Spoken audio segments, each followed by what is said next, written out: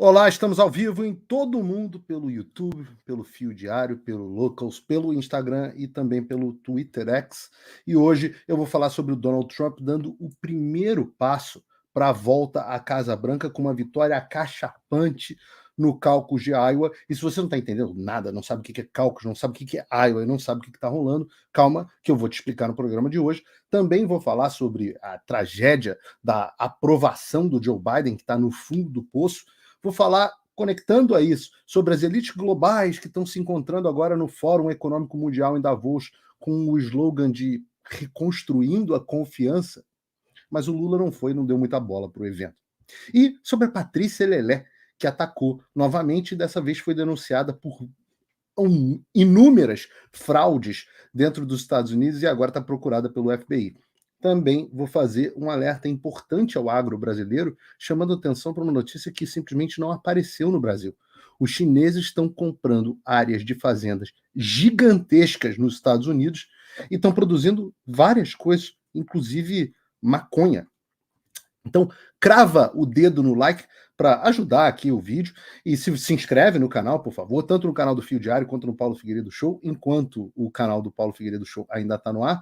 Compartilha nas suas redes sociais o programa de hoje, especialmente com o amigo petista, e vambora, porque esse aqui é o Paulo Figueiredo Show. Figueiredo, Figueiredo.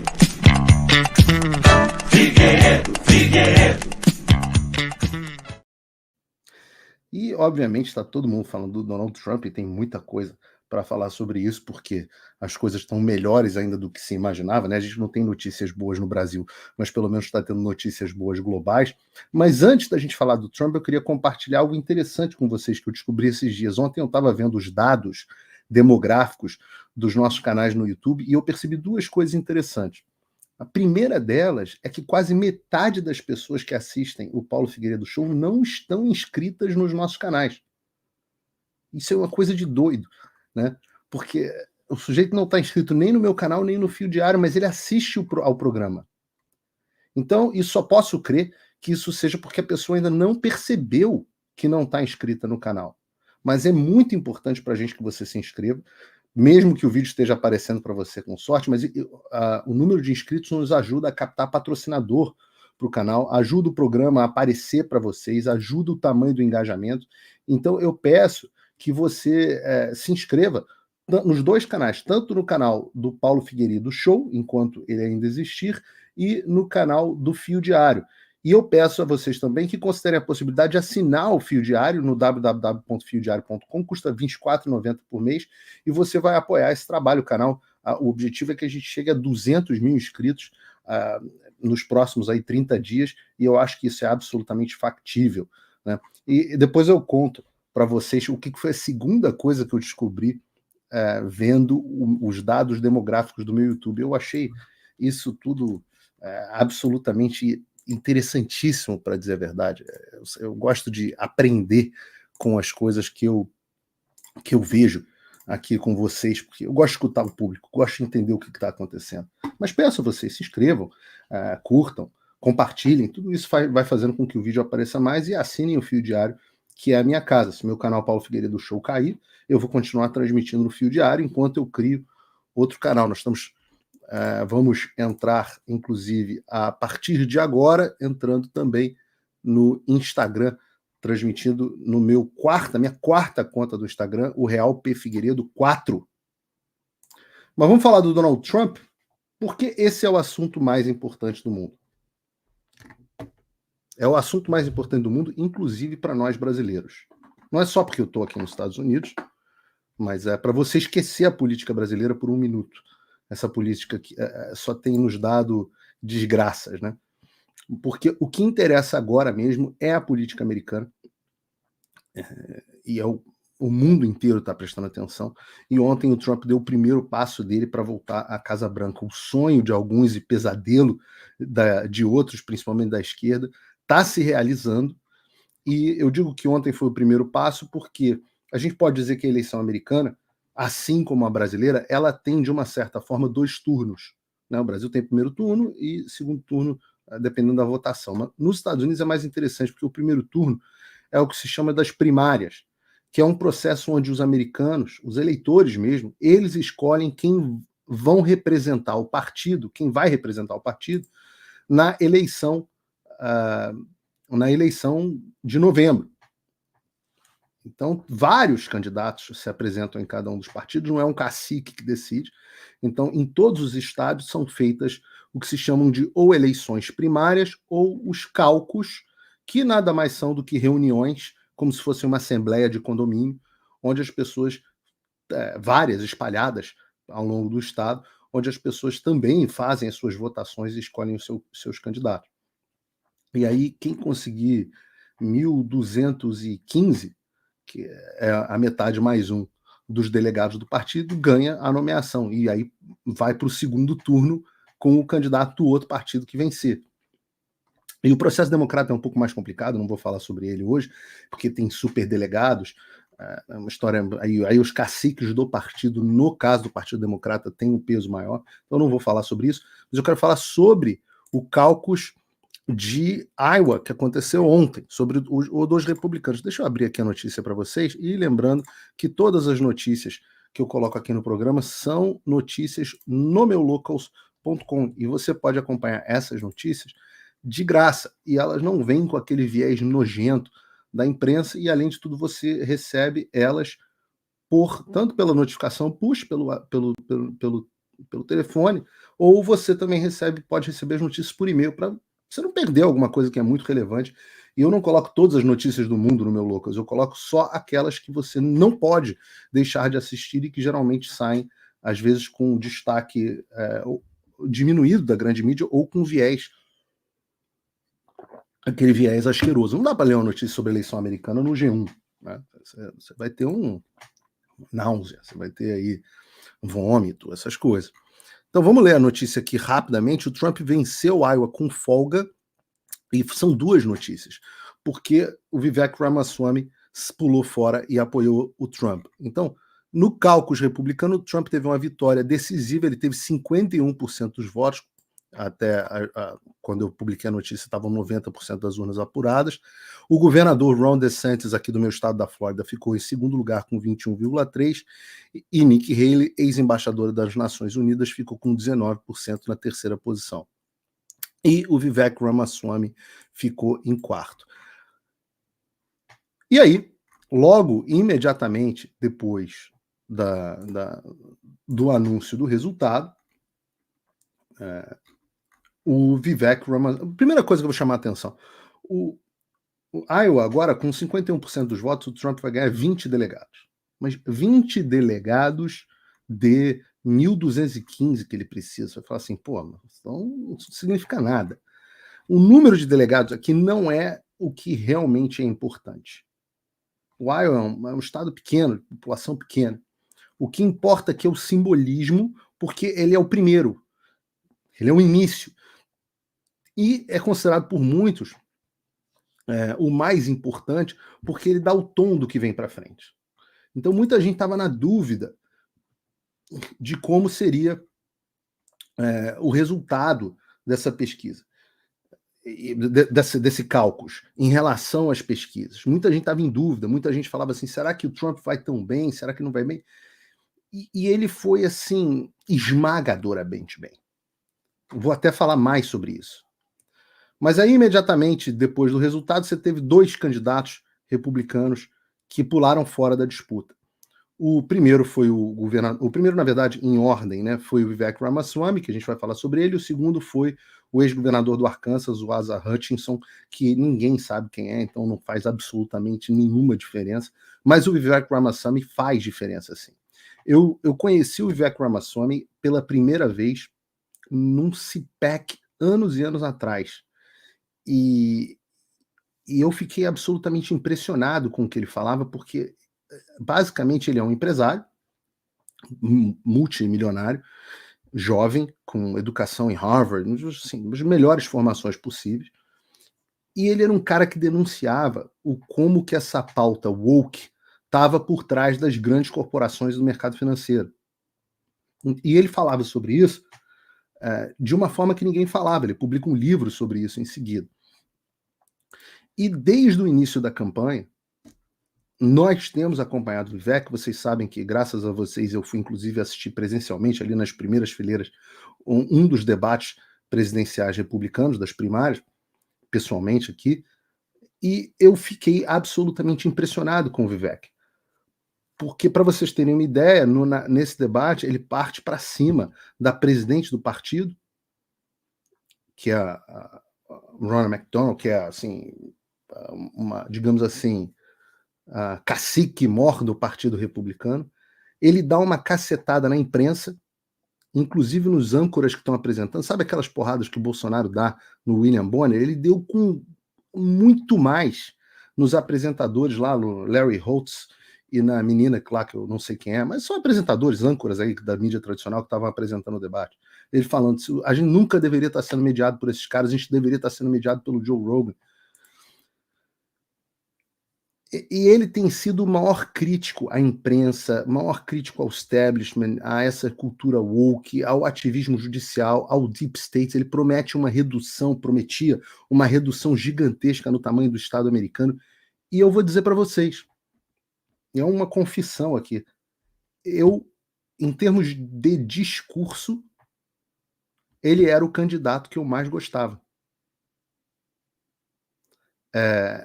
Alguém o Glauco está aqui lembrando o nome do livro do Vivek, que eu tenho aqui, é Woke Inc.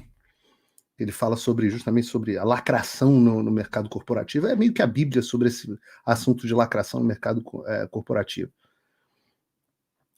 Então, eu ficava absolutamente impressionado com o Vivek. Eu sei que não é um cara muito conhecido no Brasil, né? Um nome estranho, Vivek Ramaswamy, ele tem essa cara meio de indiano, e não é um cara muito conhecido no Brasil, mas eu digo para vocês, em termos de discurso, ele era o candidato que eu mais gostava.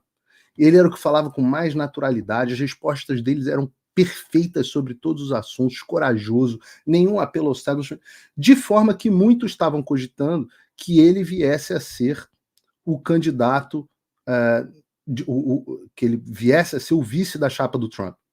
Aí, anteontem, o Trump deu uma porrada nele nas redes sociais e o clima estava meio azedo, mas hoje ele desiste da candidatura e faz o quê?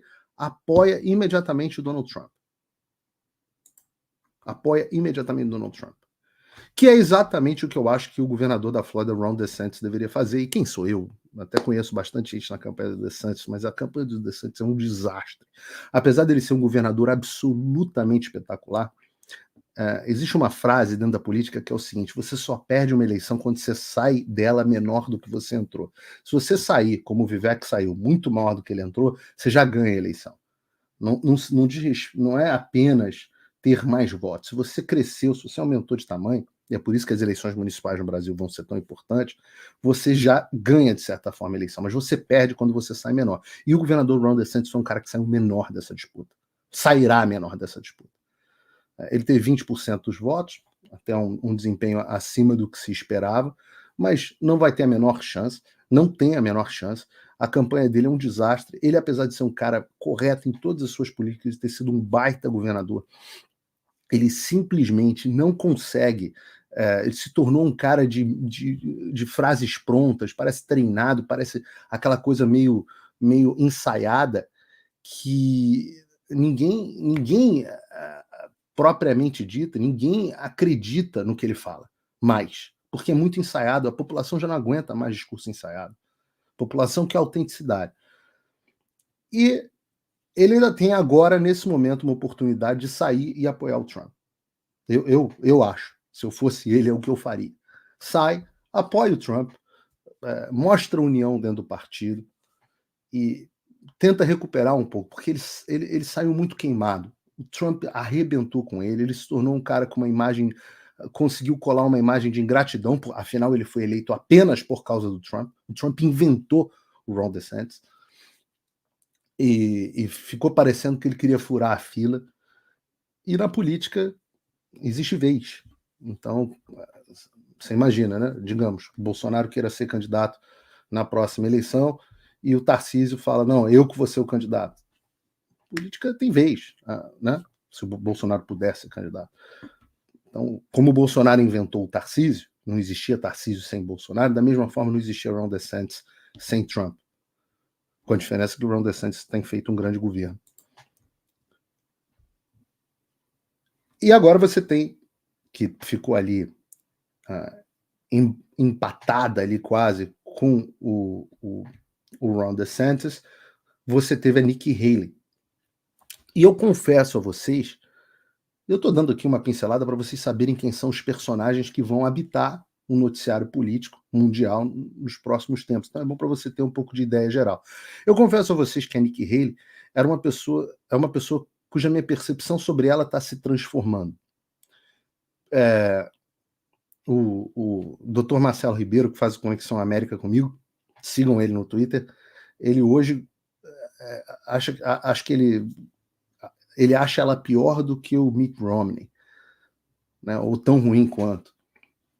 Eu confesso que eu não cheguei lá, mas eu tinha uma imagem muito mais simpática a ela, tanto como governadora quanto embaixadora. Foi embaixadora do Trump na ONU, e eu achei uma ótima embaixadora.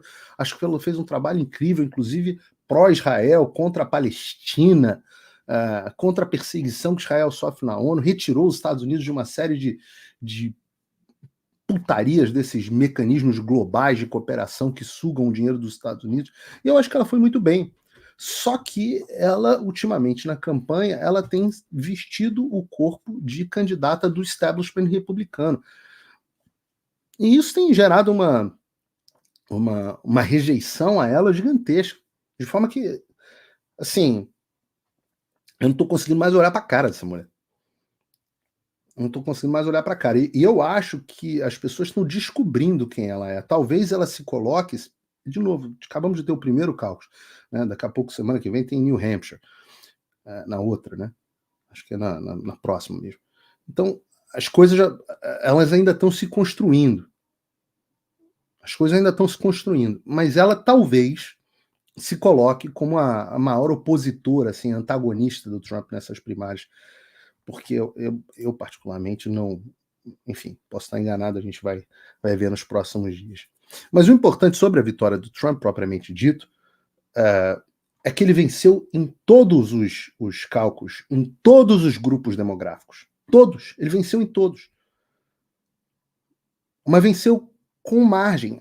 Ele atropelou. E muita gente aqui, os analistas de esquerda, eles estão efetivamente em choque com a popularidade.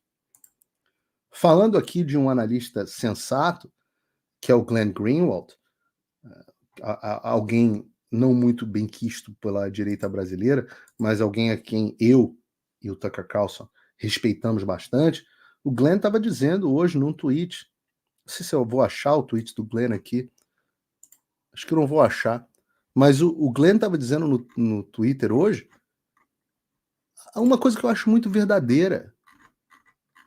Vamos ver se eu acho aqui. É uma coisa que eu acho muito verdadeira, porque aqui, ó, ele diz aqui em inglês, a vitória massiva e histórica, o tamanho da vitória massiva e histórica do Trump deveria trazer alguma reflexão sobre o que causou o colapso completo da fé e da legitimidade, da fé na legitimidade das instituições americanas de autoridade e justiça.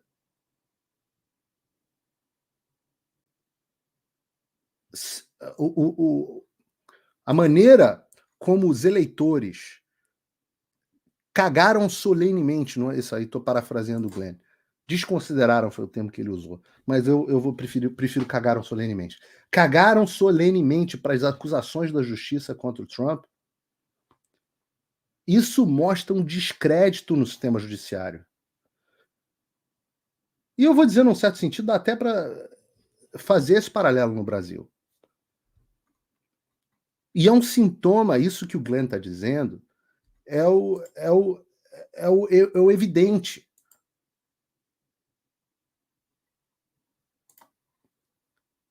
As pessoas, há necessidade de uma autocrítica, porque as pessoas estão de saco cheio. E eu acho que está havendo essa autocrítica, eu vou chegar nisso quando eu falar aqui sobre Davos.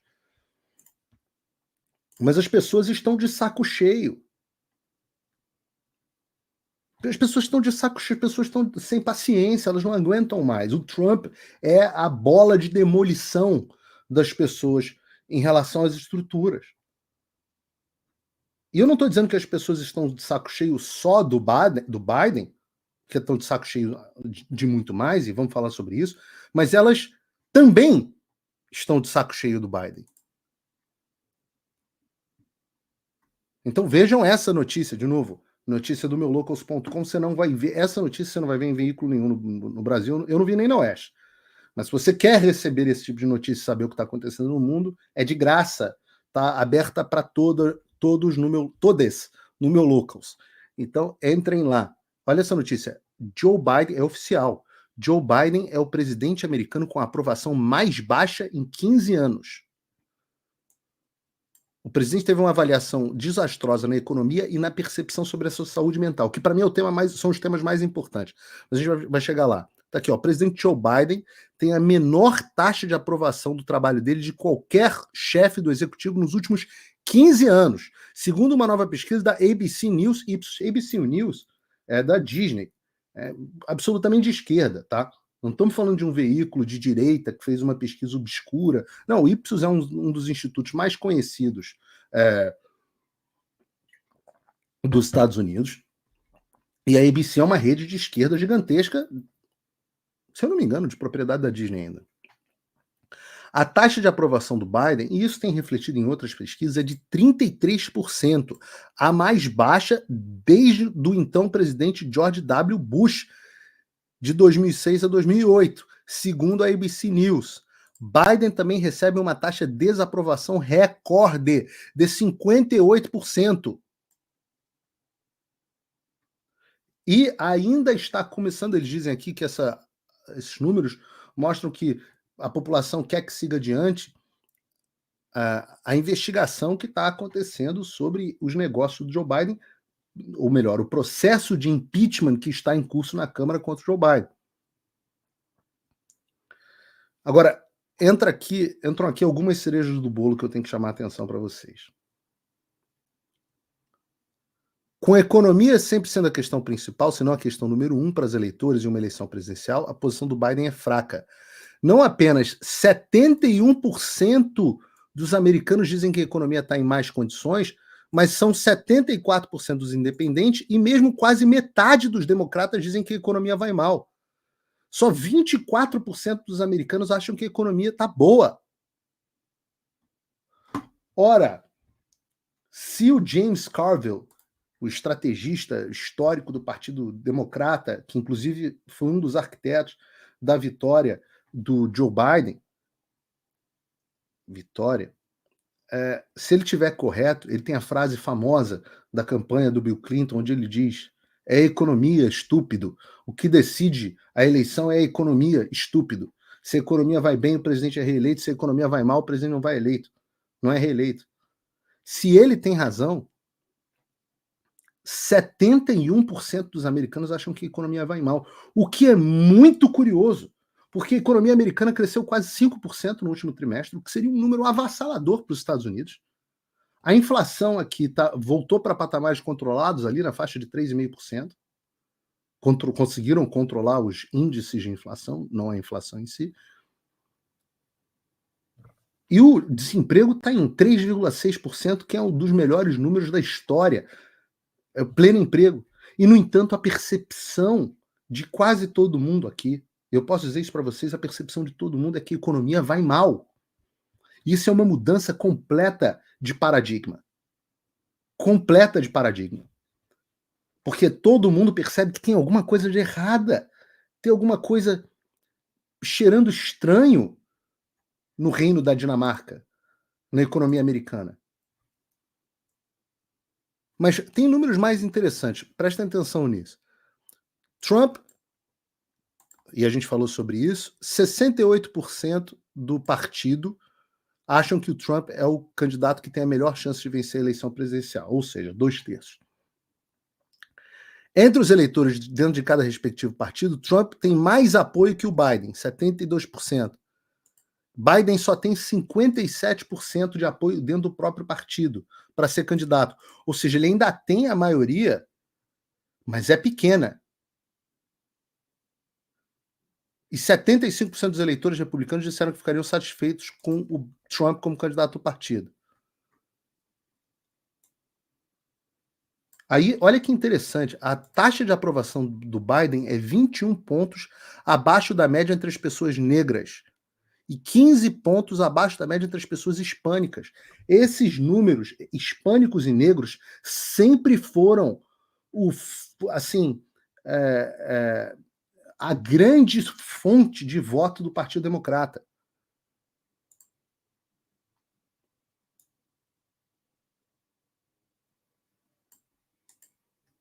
E aí tem uma diferença entre jovens e velhos.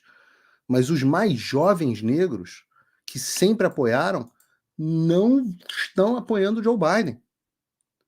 E essa, para mim, é a cereja do bolo, é o ponto fundamental aqui para chamar a atenção, que é o seguinte: o Biden, com 81 anos, né, ele é visto, quando os eleitores, né, eu vou ler aqui para vocês, com 81 anos, o Biden também está atrás de Trump, que tem 77, também não é nenhum novinho, mas a diferença de vigor físico dos dois é muito clara.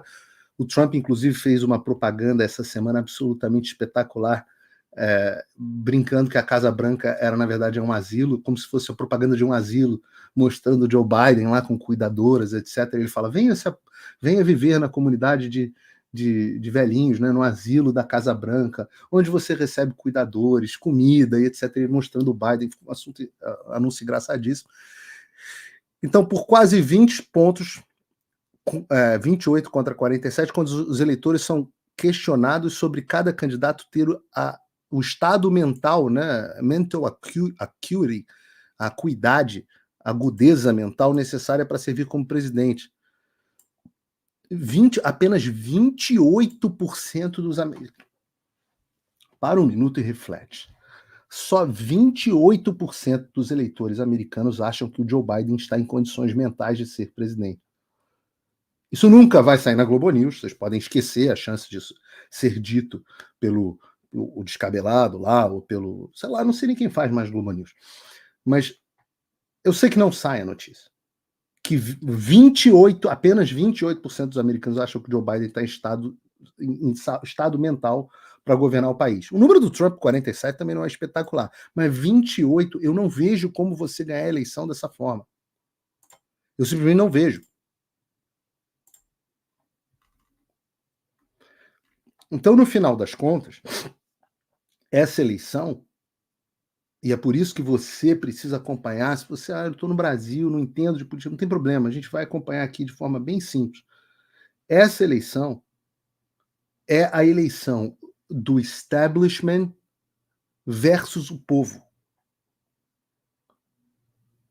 Essa eleição vai determinar se o establishment tem condições ainda de forçar a eleição, e falamos sobre as medidas contra a fraude aqui no programa anterior, mas a gente vai ver se o establishment tem a condição de forçar um velho decrépito, débil mental, tecnicamente falando, absolutamente impopular na administração dele, em todos os fatores, mas inclusive na economia, e o presidente mais impopular dos últimos 15 anos nos Estados Unidos. Se ainda assim o establishment conseguir reeleger o Joe Biden, é sinal de que o povo perdeu completamente qualquer oportunidade de opinar no mundo. É sinal de que o tamanho da força das elites é tão grande que não há mais como o povo contra-atacar, pelo menos nesse momento. E não pense você que se o povo americano não consegue contra-atacar, que você e eu vamos conseguir contra-atacar no Brasil. Porque, veja, olha, eles não vão assistir isso calados. Se você perguntar, Paulo Figueiredo, você acha que o Trump ainda é que o Trump vai ganhar a eleição? Eu falo assim, se fossem condições normais, seria, com ampla margem. Mas esses caras não farão tudo o necessário, o possível e necessário para impedir que o Trump volte. Tudo. Se os caras tiverem que explodir uma bomba atômica em Manhattan, eles explodem. Ora, eles pararam o mundo em lockdown por conta dessa eleição. Alguém tem dúvida que lockdown foi para justificar a eleição americana? Para permitir a fraude na eleição americana? Alguém tem dúvida que foi um pretexto?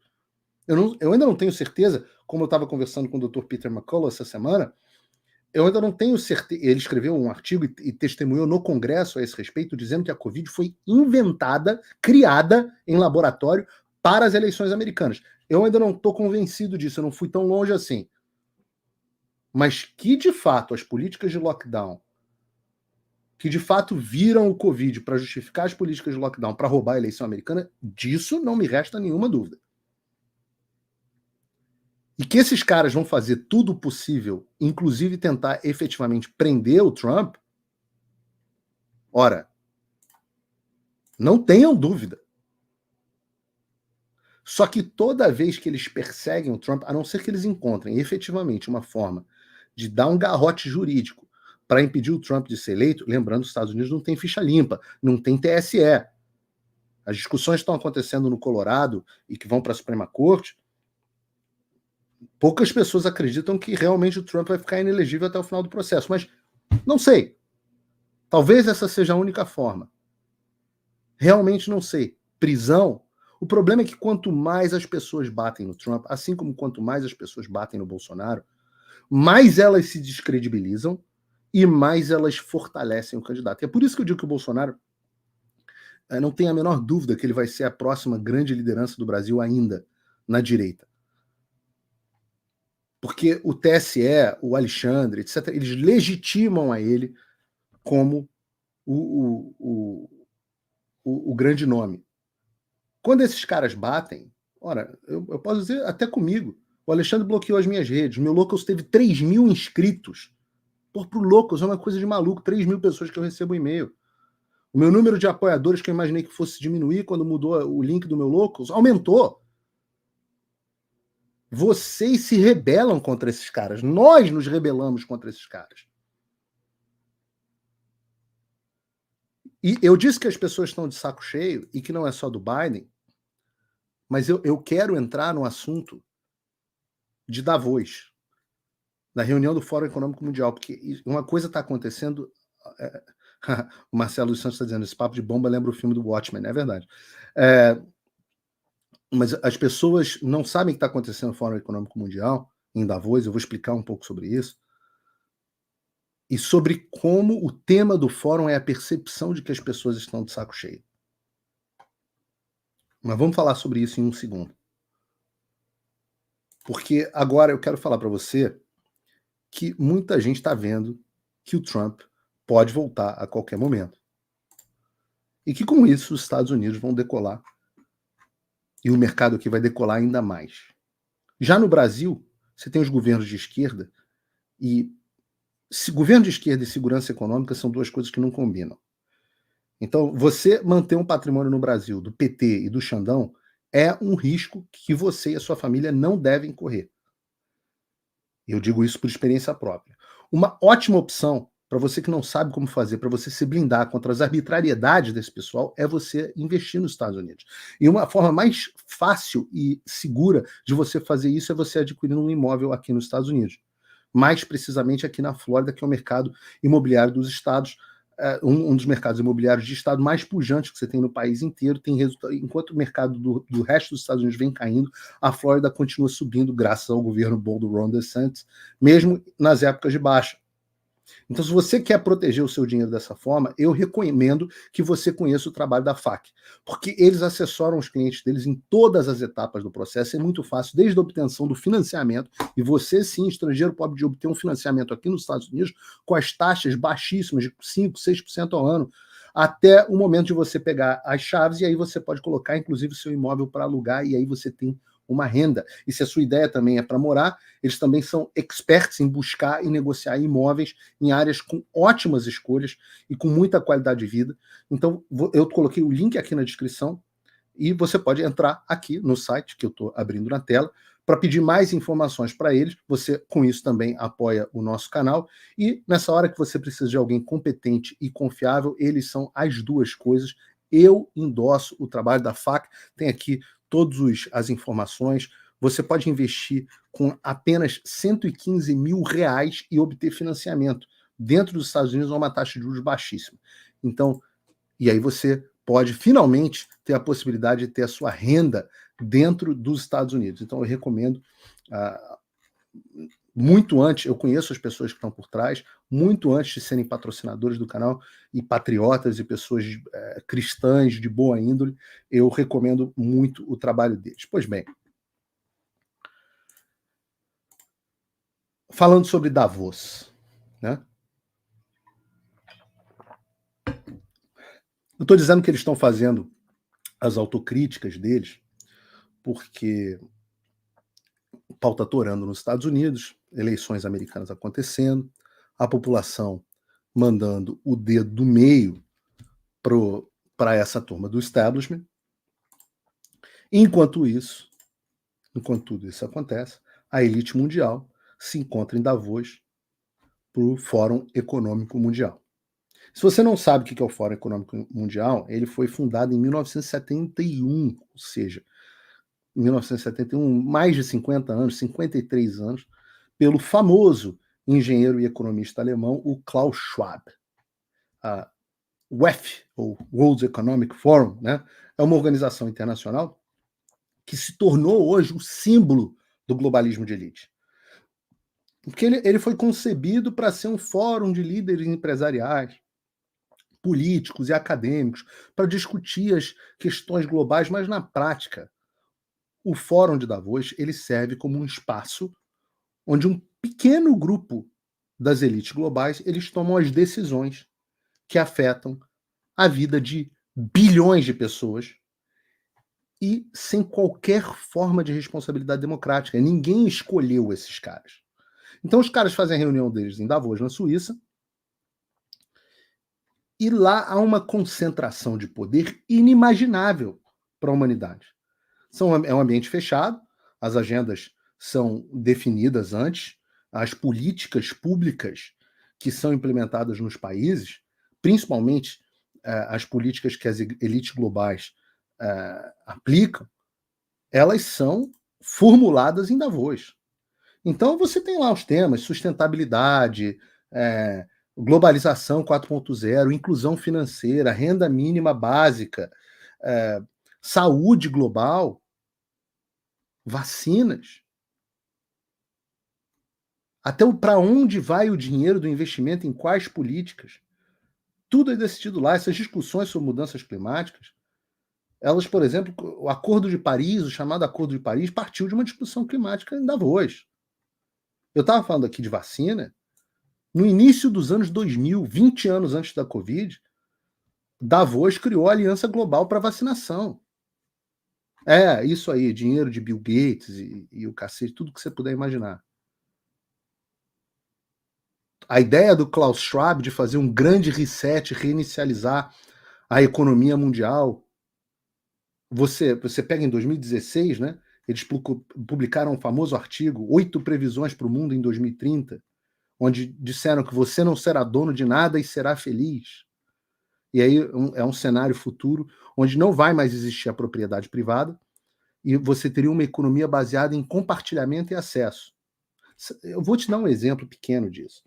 Sabe que você não tem mais um carro, você anda de Uber, que é de alguém, e que muitas vezes as empresas estão fazendo frotas de Uber no mundo inteiro? Você não tem nada, mas você é feliz.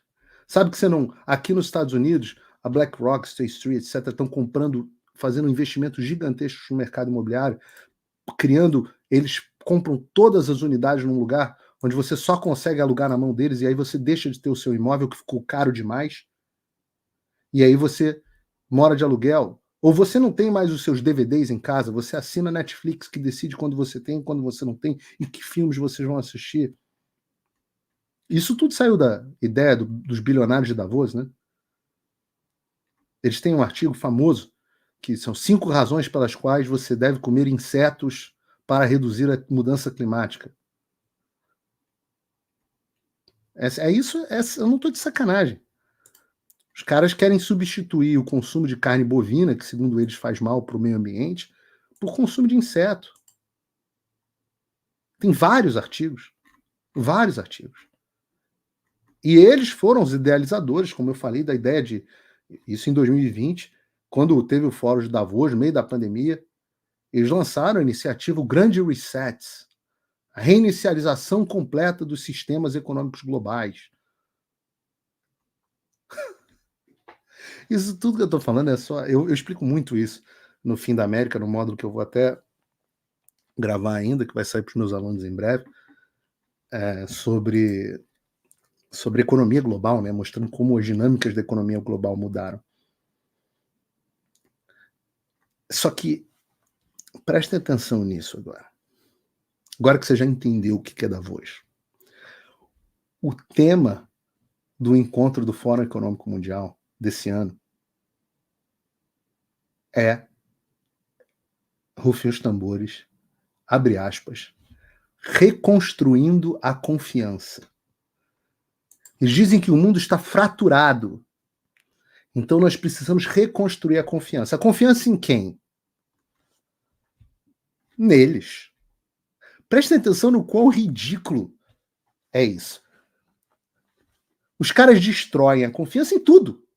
A confiança dos sistemas eleitorais, a confiança do poder judiciário, como a gente estava falando aqui, como Glenn Greenwald estava falando aqui, a confiança das universidades, a confiança das organizações de cooperação internacional, a confiança da ciência, da comunidade médica, ora, a confiança da Igreja Católica, de várias igrejas, Igreja Metodista, destrói a confiança de instituições, ONGs, que há anos fazem um trabalho louvável, destrói a confiança da indústria do entretenimento, Hollywood, conhecida por fazer filmes de qualidade, destrói a confiança das empresas de tecnologia, que até os anos 2000 eram berços de inovação e de liberalismo. E, claro, acima de tudo, eles destroem a confiança da mídia. Anos e anos que esses malditos querem moldar o modo que a gente vive. Meia dúzia de bilionários se encontrando em Davos com líderes oportunistas políticos, enfiando bilhões e bilhões e bilhões, empurrando, financiando ONG, financiando iniciativa, empurrando goela abaixo uma agenda que é abominada pela imensa maioria da população. População cristã, porque não tenham dúvida, esses caras estão em guerra contra o cristianismo e contra o modo de vida cristão. Vai falar de cristianismo em Davos, para ver se você tem voz. Mentiras, mentiras, mentiras. E qual é a resposta quando eles são pegos na mentira e são questionados? Ora, todo mundo já sabe hoje a quantidade de mentira que eles fizeram na Covid-19. O vírus não vinha de. Eu fiz um vídeo sobre isso. O vírus não vinha de laboratório, veio de laboratório. Máscara era bom, máscara não saiba porra nenhuma. Lockdowns eram bons, lockdowns foram um desastre. A Suécia vai matar genocida. A Suécia foi o menor índice de excesso de morte do mundo. A vacina é segura. Estudo publicado essa semana sobre aumento de miocardite. A vacina não serve para muito menos do que se imagina que servia. E aí, como é que eles resolvem esses questionamentos? Não tem fraude na eleição americana. 2/3 da população americana acha que houve fraude. 30 estados mudaram as suas regras eleitorais. O Bolsonaro não podia ter vendido as joias. Bolsonaro podia ter vendido as joias. O Bolsonaro, na verdade, fez não sei o quê. Mentira, o escândalo era falso. Pô, coisa atrás de coisa atrás de coisa. Não podia ter. Vamos tornar o Bolsonaro inelegível porque se reuniu com o embaixador. Multa de 22 mil. E qual é a resposta desses caras aos questionamentos quando eles são pegos na mentira? A resposta dos caras é censura. Vamos controlar as redes sociais, combate à desinformação, sleeping giants, fake news, agências de checagem de fato, consórcio dos grupos de mídia.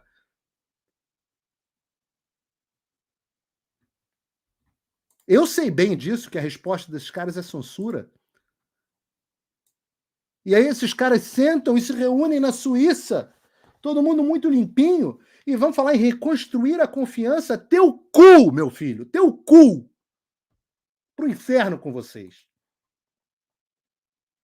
Pro inferno com vocês. Um bando de... E claro que tem ministro do STF lá. Um bando de almofadinhas, um bando de pessoas completamente desconectadas da realidade, completamente desconectadas da realidade. A prova disso, da desconexão da realidade, é que antes de eu começar o programa, eu estava vendo um painel em Davos sobre a Amazônia, com a presença do Gustavo Petro, o presidente comunista e ex-guerrilheiro da Colômbia, o ministro do Supremo Tribunal Federal, Luiz Roberto Barroso, e o Luciano Huck. É com esses caras que vocês querem reconquistar a confiança? Vocês estão doidos. Quem confia em qualquer um desses caras? A última pesquisa de opinião da Colômbia que eu li mostrou o Gustavo Petro com a pior aprovação da história recente do país. Você está achando a aprovação do Biden de 33% baixa e 58% de reprovação alta? O Petro tem 26% de aprovação em dezembro dos colombianos. 66% de reprovação. Vai cair. Vai cair. Tá bem pior que o Biden. Lembram que ele ganhou a eleição por um pentelho, menos de 51%, tipo Lula, se eu não me engano. Aí esse cara vai reconstruir a confiança. Porra! Vai reconstruir a confiança. Não, calma. Vai reconstruir junto com ele o Luiz Roberto Barroso. Um homem que virou pro cidadão quando foi cobrado e disse: perdeu, mané, numa mola. Do Supremo Tribunal Federal, que tem menos aprovação do que o Petro. 18% do povo brasileiro confiam e aprovam o Supremo Tribunal Federal, e eu mostrei a pesquisa aqui, acho que na semana passada ou retrasada. E calma, que para completar essa lista dos vingadores brasileiros, e tinham mais uns outros caras lá, nem reconheci, mas o Luciano Huck. O Luciano Huck, o cara que é um apresentador de televisão de um programa em decadência, de uma rede em decadência, que não teve sequer a coragem de entrar oficialmente para a política, embora ele ache que é think tanker, eu acho que ele acha que é formador intelectual. Luciano Huck ficou famoso mostrando a bunda da feiticeira e da tiazinha no H. Esse cara vai discutir a política da Amazônia. Puta merda! Eu acho que vocês vão tomar na... Ou eu torço que vocês, essa elite global de Davos, tome na tarraqueta. Eu quero que Trump seja reeleito, eu quero que o regime ditatorial do Brasil caia, As pessoas vão continuar comendo carne. Eu estou há 15 dias fazendo dieta carnívora. Eu só como carne, não como nada que não venha de bicho. O mundo não vai abraçar esses ímpetos de vocês de censura, de comer inseto. Pelo contrário, vocês agora estão falando em reconstruir confiança, mas estão dobrando a aposta da censura. E eu digo para vocês, vocês acham que a população vai ficar mais revoltada ou menos revoltada com vocês? Ora, as reformas virão, se Deus quiser. Às vezes a gente parece que está num momento ruim, mas no final do século XX, a situação parecia, no início do século XX, a situação parecia muito ruim, nos Estados Unidos particularmente, com os robber barons, os grandes monopólios, o Rockefeller controlando por 90% do mercado global de petróleo. A situação parecia muito ruim. Jornalismo passando por um momento ruim. Eis que surge o jornalismo objetivo, vem o movimento progressista americano, você tem as reformas eleitorais, criação de institutos que dão mais poder ao povo. A sociedade faz revolta.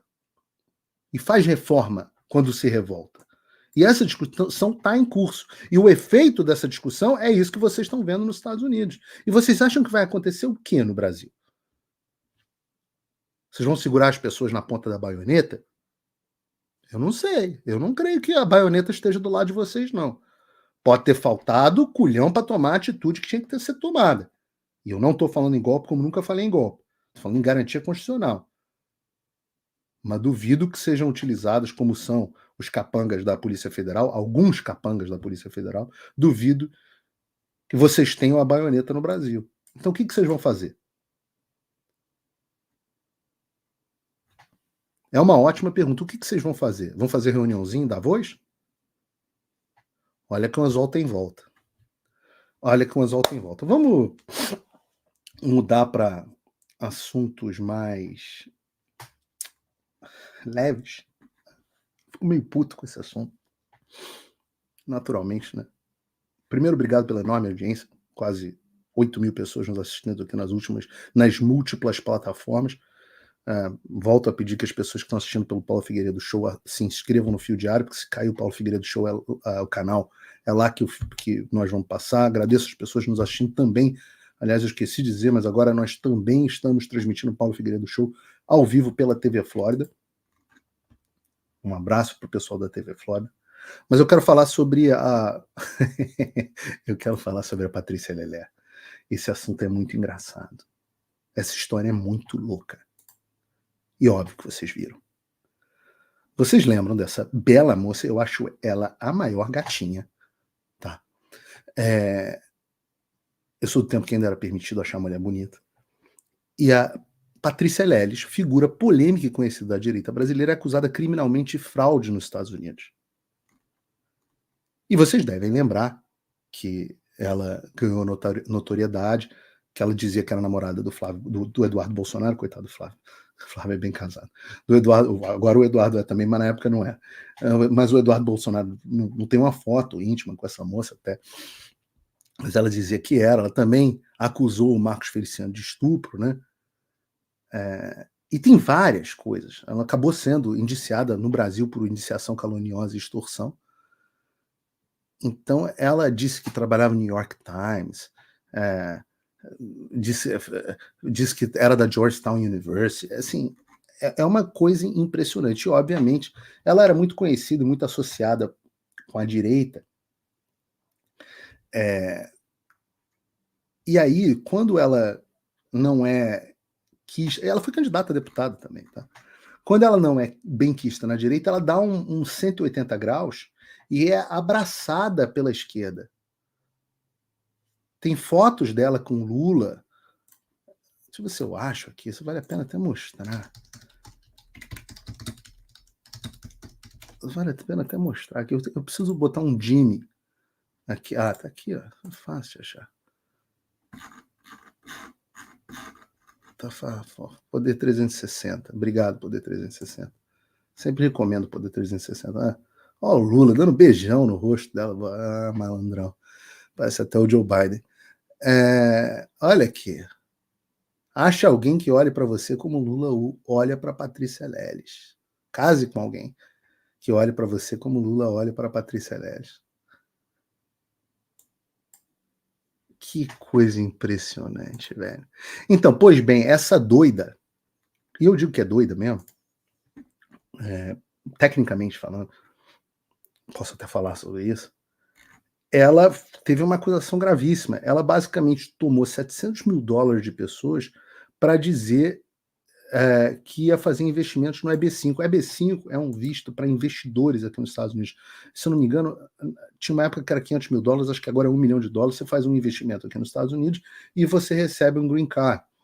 Eu acho uma bosta de visto, porque tem outros vistos muito melhores, como que eu acabei usando, como o EB1 para habilidades extraordinárias. Você tem $1 milhão para investir, provavelmente você consegue um EB1, você não precisa do EB5.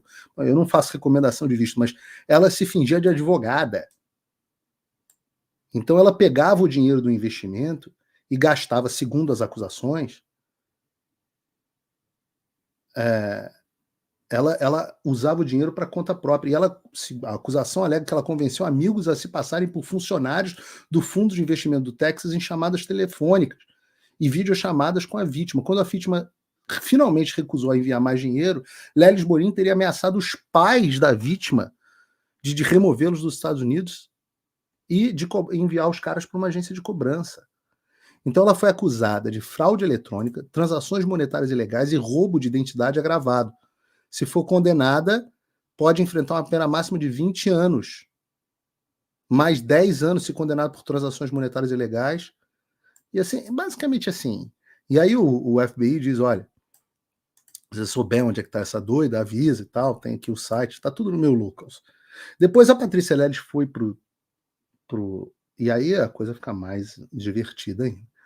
Porque a doida, porra, ela é muito maluca, ela foi pro Twitter, o Twitter dela continua funcionando, afinal, né, ela é só procurada pelo FBI por falsificação, como é que é? Falsificação, roubo de transações monetárias, fraude eletrônica, transações monetárias ilegais e roubo de identidade agravado. Ela é só acusada desses crimes federais. Então o Twitter dela continua funcionando normalmente. O meu, por outro lado, que sou acusado de opiniões erradas pelo Ministério da Verdade, esse está bloqueadaço. Em breve eu vou fazer outro, fiquem tranquilos.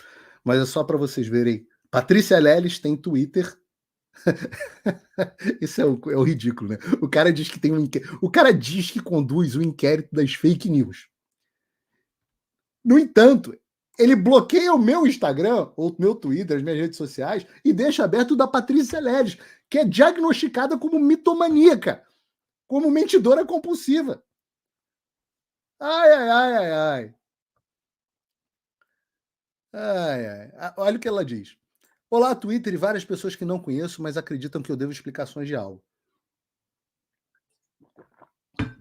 Sim, o FBI dos Estados Unidos está me, abre aspas, procurando, mas já sabem exatamente onde estou como exilada política.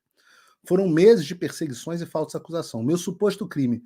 Não aceitei que me fizessem de bode expiatório contra aqueles que considero como meus irmãos por cultura, que ela quer dizer, e principalmente por lado político. E sim, abre aspas, roubei todas as provas que puder para mostrar no meu lado da história e garantir minha segurança. Esses documentos já foram entregues ao governo que me garantiu asilo político.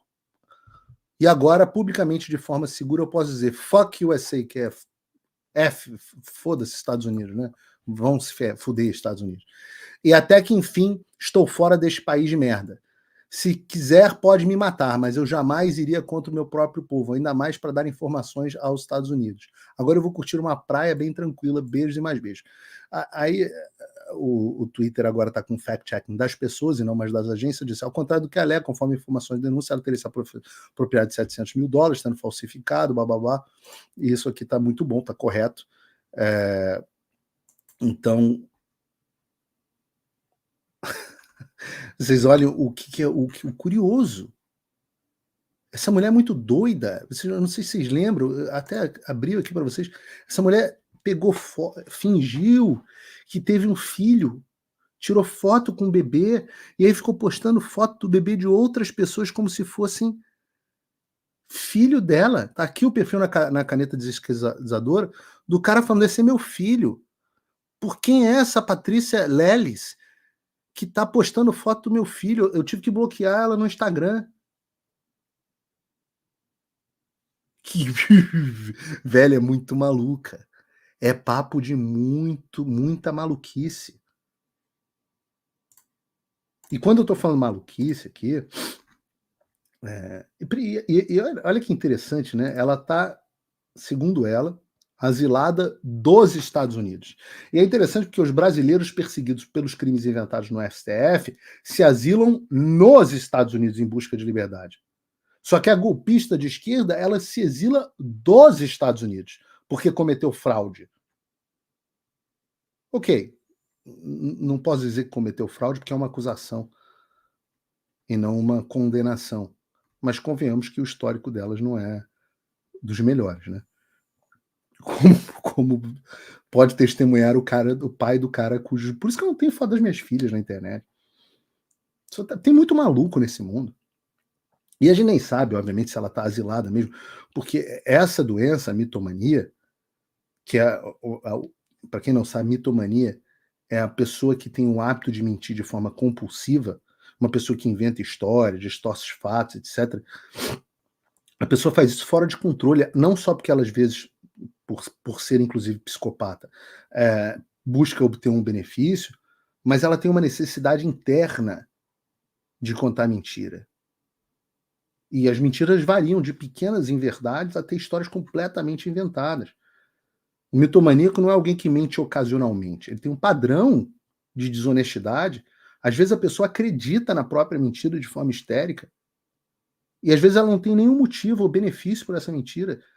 Então eu estou falando de um problema, quando eu falo que ela é doidinha, eu estou falando de um problema psicológico sério, que é normalmente sintoma de outros transtornos, transtornos de personalidade.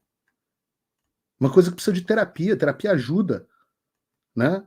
Mas você tem transtornos, é muito comum pessoas com transtornos de personalidade borderline, pessoas com transtornos de personalidade antissocial, psicopatas. Essas pessoas sofrem de mitomania. Eu estou falando de um assunto sério, a mulher é doida. Isso aqui é um diagnóstico clínico, não é um xingamento. E eu vivo falando isso para vocês. O problema do mundo hoje não é um problema ideológico. Não é um problema de, eu penso, sou liberal, eu sou conservador, nós temos uma divergência. Não. O problema do mundo hoje é de saúde espiritual e mental. Nessa ordem, saúde espiritual e saúde mental. Porque uma coisa afeta a outra. E a outra afeta uma. Se você não está em bom estado de saúde mental, é difícil você avançar na sua vida espiritual. Não é um problema ideológico. Por isso que eu falo, esse caso dessa menina é simbólico. E o amor com que a esquerda recebeu ela, o amor com que... Cara, isso aqui é muito amor, velho. Isso aqui é muito amor. Olha, um beijão desse. Olha o olhar. A forma como eles abraçaram, como acreditaram nas denúncias dela inicialmente contra o Feliciano. Olha o enfoque que a imprensa deu naquela história, ou contra o Eduardo Bolsonaro. Impressionante. Impressionante. Pois bem, quero falar sobre... Eu estou falando hoje de assuntos muito loucos, agora eu vou entrar num outro assunto que tem a ver com o agronegócio no Brasil, não quero deixar de tratar dele.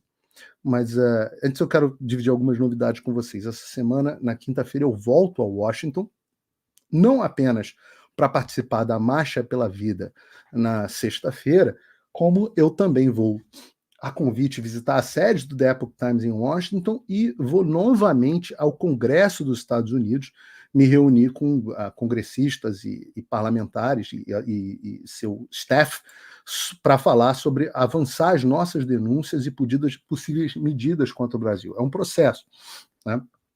Então, Voltarei aí, estarei acompanhado aí de parlamentares brasileiros, mais especificamente do senador Girão e acho que do senador Magno Malta, do coronel Gerson Gomes e acho que, se eu não me engano, da juíza Ludmilla também. E eu vou também apresentar, se não nessa ida a Washington, e muito em breve, tá, porque está em produção, uma nova denúncia a meu respeito na Comissão Interamericana de Direitos Humanos contra o senhor Alexandre de Moraes. Mais uma nova denúncia que se sobrepõe àquela denúncia, atualiza e se sobrepõe àquela denúncia que eu fiz em novembro do ano de 2022, em conjunto com a deputada Carla Zambelli. Então, novas denúncias, nós vamos continuar incessantemente até que a Comissão Interamericana não tenha mais o que fazer, porque o conjunto probatório é gigantesco. Então, são medidas que eu quero anunciar para você. E eu disse no início do programa que é você que possibilita isso. É você que possibilita esse tipo de trabalho. E a forma com a qual você possibilita tanto o Paulo Figueiredo Show, como todas as notícias que eu publico, como tudo que eu posso fazer em busca do nosso regime verdadeiramente democrático, em restaurar as instituições do Brasil, tudo isso que eu faço, ele é proporcionado por vocês. Não tem agência, não tem, os patrocinadores ainda são incipientes. A luta e as consequências que eu sofro dessa luta, elas são protegidas por você. Você é o responsável por essa cadeia de suprimento. E você pode apoiar o meu trabalho através do meu Locals. E custa $5 por mês para você começar a apoiar o meu trabalho. Até que eu preciso de muitos apoiadores para poder continuar fazendo o que eu faço, senão eu tenho que fazer outra coisa. E você pode fazer isso entrando no link aqui da descrição. $5 por mês, realpfigueiredo.locals.com. Você pode cancelar no momento que você quiser. Eu disse no início do programa que eu tinha descoberto duas coisas vendo os dados do YouTube. A primeira é que o número de pessoas que assistem o programa, mas não estão inscritas no canal, é gigantesco. Reforço. Por favor, veja se você está inscrito no canal e se inscreva. Mas a segunda coisa que eu descobri é que a imensa maioria, 98% ou 96% do público que assiste o programa está assistindo do Brasil. Isso significa que o percentual de pessoas utilizando o VPN é baixíssimo. E eu tenho chamado aqui a atenção para a responsabilidade individual de cada um de nós e cada um de vocês. Você é responsável por tirar os poderes do Alexandre. Eu te explico. No dia que 80% do meu público estiver assistindo no exterior, não adianta o Alexandre derrubar a minha conta. Não faz nenhuma diferença. Repara, o povo retirou o poder dele. Então você pode acessar o Proton VPN, por exemplo. Digitem lá Proton VPN no seu Google Play Store, no seu App Store e no seu computador. Você vai baixar um aplicativo de graça, vai fazer um cadastro e pum, vai apertar um botão e vai estar usando VPN. E aí não tem o que o cara possa fazer. Então eu digo que você tem duas responsabilidades. A primeira é passar a utilizar um VPN. A segunda responsabilidade que você tem é apoiar pelo menos duas iniciativas de jornalistas que você aprecie. Pode ser a Gazeta do Povo e o Paulo Figueiredo, pode ser a Gazeta do Povo e o Fio Diário, pode ser o Paulo Figueiredo e a Revista Oeste, pode ser a Revista Oeste e a Gazeta do Povo. Pelo menos dois. Se puder apoiar mais, apoie mais. Eu recomendo o Fio Diário e o Paulo Figueiredo, são os dois que estão transmitindo o seu programa, mas todos valem a pena. Essa é a sua responsabilidade individual. A frase do Kennedy: não pergunte o que o seu país pode fazer por você, pergunte o que você pode fazer pelo seu país. E o que você pode fazer para combater a ditadura é retirar o poder dos ditadores.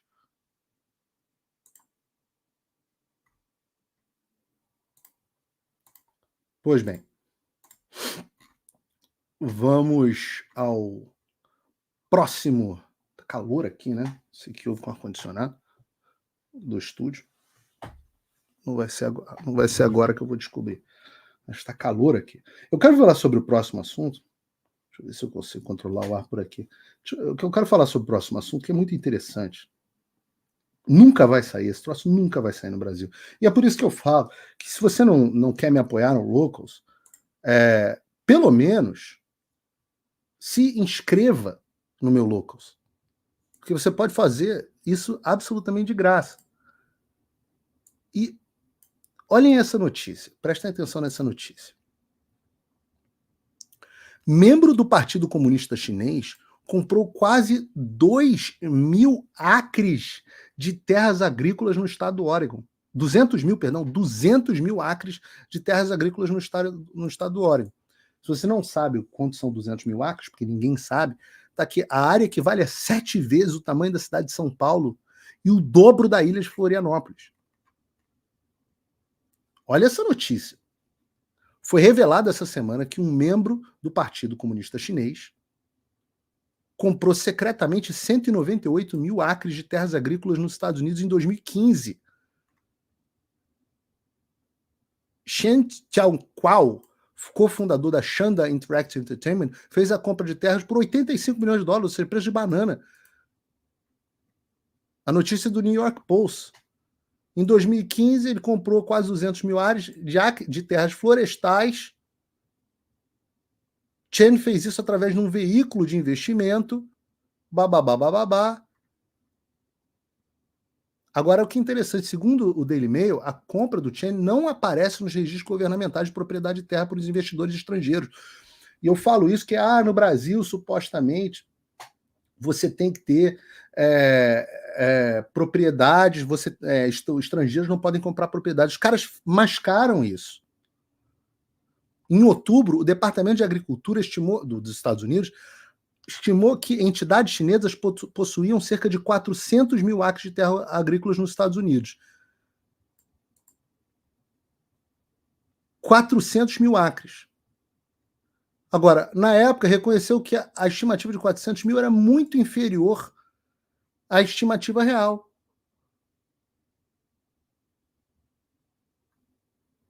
Isso é uma coisa absolutamente... Assim, leiam essa notícia. Porque a quantidade de chineses entrando ilegalmente nos Estados Unidos é avassaladora. Mas calma que tem outra notícia que se conecta com isso. E, de novo, você não vai ver isso na grande mídia nunca. Mas está aqui, chineses inundam os Estados Unidos com fazendas de maconha clandestina.